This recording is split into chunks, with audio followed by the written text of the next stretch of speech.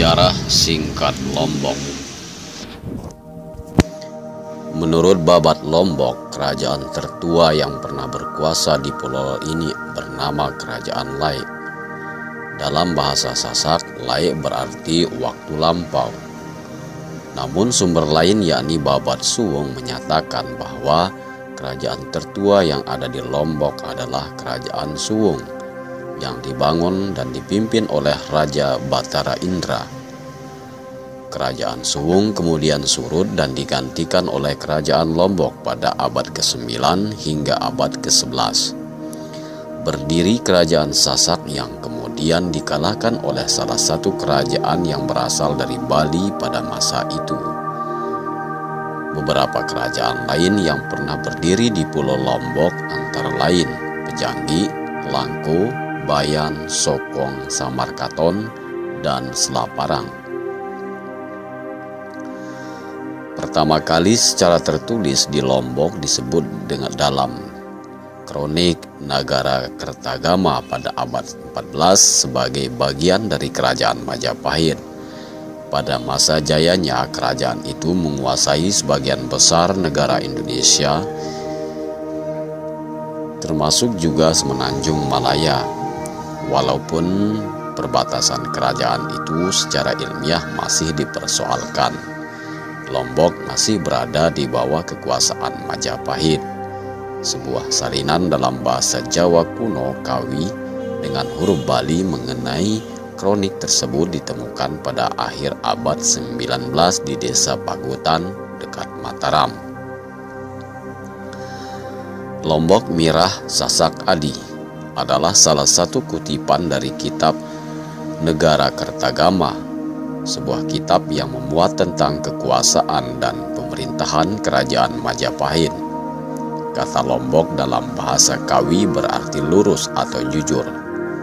Kata Mirah bermakna permata. Kata Sasak berarti kenyataan. Dan kata Adi memiliki arti yang baik atau yang utama.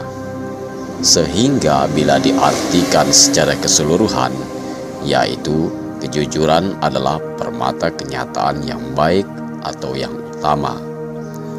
Makna filosofis itulah yang mungkin selalu diidamkan leluhur penghuni tanah Lombok yang tercipta sebagai bentuk kearifan lokal yang harus dijaga dan dilestarikan oleh anak cucu Sasak.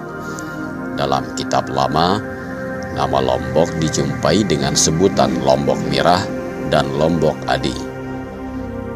Ada beberapa lontar Lombok juga menyebutkan Lombok dengan bumi Selaparang atau Selapawis. Kerajaan Selaparang sendiri muncul pada dua periode, yakni pada abad ke-13 dan abad ke-16. Kerajaan Selaparang pertama adalah kerajaan Hindu dan kekuasaannya berakhir dengan kedatangan ekspedisi Kerajaan Majapahit pada tahun 1357. Kerajaan Selaparang kedua adalah kerajaan Islam dan kekuasaannya berakhir pada tahun 1744 Masehi setelah ditaklukkan oleh gabungan pasukan kerajaan Karangasem dari Bali dan Arya Banjargetas yang merupakan keluarga kerajaan yang berkhianat terhadap Selaparang karena permasalahan dengan Raja Selaparang. Dalam tahun 1855, 1871, dan 1891 terjadi pemberontakan di Lombok. Tokoh-tokoh masyarakat Sasak yang menulis surat protes kepada Gubernur Jenderal Hindia Belanda di Batavia. Orang-orang itu bernama Jero Mustiaji dari Kopang, Mami Bangkol dari Peraya, Mami Nur Sasi dari Sakra, Ginawang dari Batu Kliang, Raden Ratmawa dari Rarang, Raden Wiranom dari Peringgabaya, dan Raden Malaya Kusuma dari Masbage. Di dalam surat itu ditulis penderitaan yang ditanggung rakyat Lombok di bawah pemerintahan penguasa Bali. Dari surat itu pula dapat dipahami dengan jelas bahwa sejak semula penduduk kerajaan Selat Parang beragama Islam, dan pulau itu sejak turun-temurun memiliki milik mereka.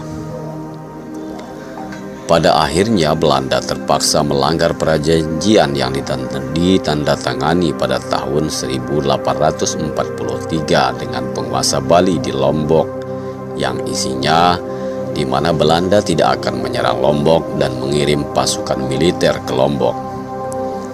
Pada tahun 1894, pecahlah perang sengit antara Belanda dan penguasa Bali.